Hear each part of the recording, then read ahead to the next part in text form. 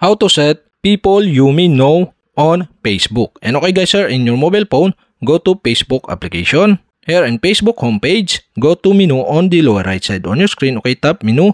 Here in menu, go to settings or gear icon on the upper right side on your screen. Okay, tap this. In settings and privacy and preference section, you can see here the notifications. Okay, you can tap this. Here in notification and what notification received section, okay, here you can see the people you may know. So you can tap this to set. And you can allow or disallow these people you may know notification on Facebook by switching on or off the switch button on the right side of this allow notification on Facebook.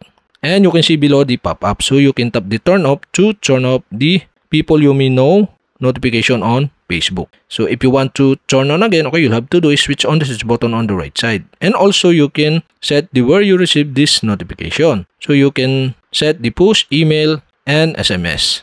You can set this by turn on or off the switch button on the right side. So for my example, I turn off the push, I turn on the email, I turn off the SMS. And that's it. Okay, we have successfully set people you may know on Facebook. And okay guys, if you have a question, kindly comment below. And don't forget to hit the subscribe button and the bell to notify you if I have new video. Okay, thanks for watching.